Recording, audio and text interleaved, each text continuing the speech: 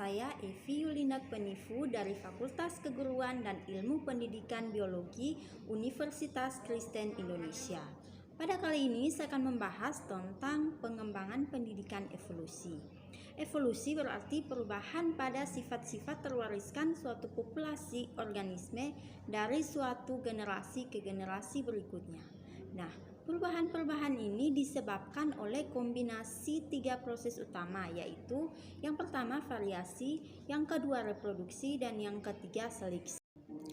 Seorang tokoh teori evolusi bernama Charles Darwin mendapat kesempatan untuk ikut melakukan penjelajahan dengan menggunakan kapal HMS Beagle.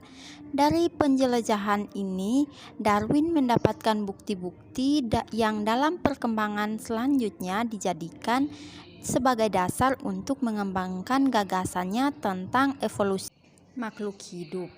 Nah, Darwin mengatakan ada 2 hal penting dalam buku The Origin of Species. Yang pertama, berdasarkan bukti-bukti ini, Darwin berpendapat bahwa spesies tidak diciptakan dalam bentuknya yang sekarang ini, tetapi berevolusi dari spesies nenek moyangnya.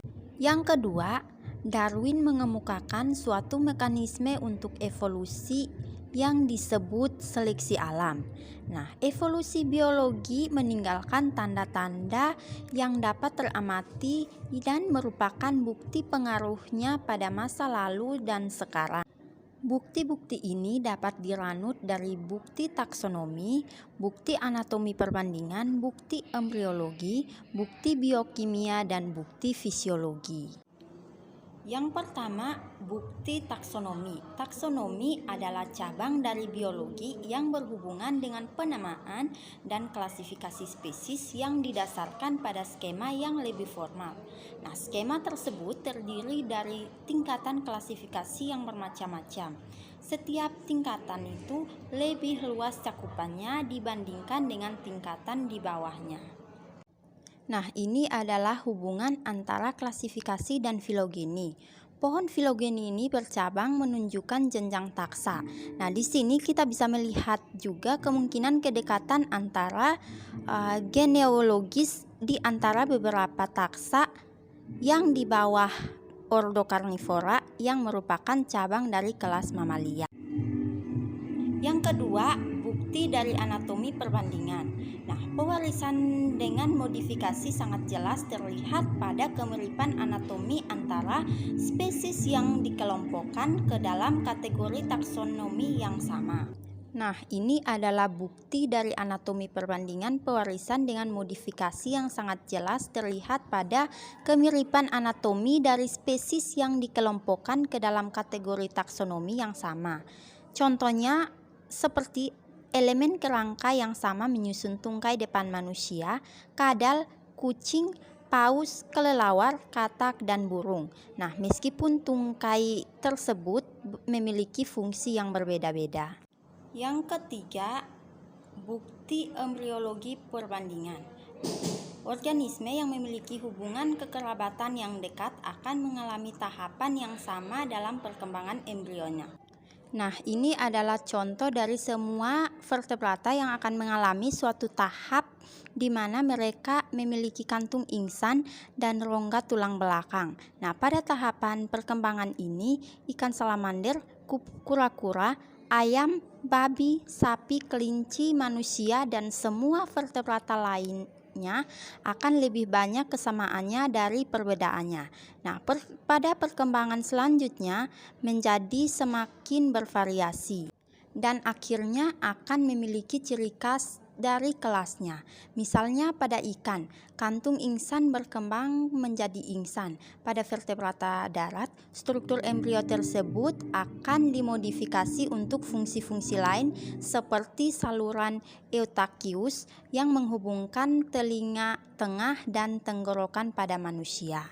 Yang keempat, bukti biokimia. Nah, hubungan evolusi dari antara spesies mencerminkan DNA dan proteinnya, yaitu gen dan produk gennya.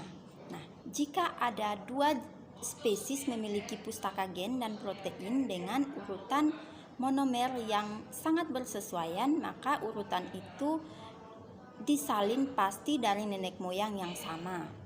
Jika ada dua paragraf panjang yang sama hanya beda satu atau dua huruf dari beberapa tempat, tentunya kita akan mengatakan bahwa paragraf itu berasal dari sumber yang sama. Yang kelima, bukti dari fisiologi perbandingan. Nah, ada faktor tak terkendali yang dalam membuat hubungan evolusioner dengan cara mengevaluasi tingkat kemiripan. Ternyata tidak semua tingkat kemiripan diwariskan dari nenek moyang yang sama.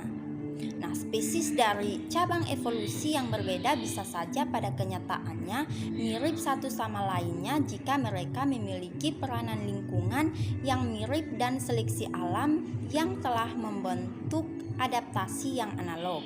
Nah, hal seperti ini disebut sebagai evolusi konvergensi, dan kemiripan akibat konvergensi ini disebut dengan analogi. Contohnya seperti pada sirip depan dan ekor ikan hiu dengan sirip depan dan ekor paus. Nah, adalah organ renang analog yang berevolusi dengan secara independen dan dibangun dari struktur yang berbeda secara keseluruhan. Nah, evolusi konvergen ini juga menghasilkan kemiripan analog antara marsupial Australia tertentu dengan hewan berplasenta yang mirip dan telah berevolusi secara independen di benua lain. Sekian materi pengembangan pendidikan evolusi yang dapat saya bagikan. Semoga bermanfaat dan sampai jumpa lagi. Terima kasih.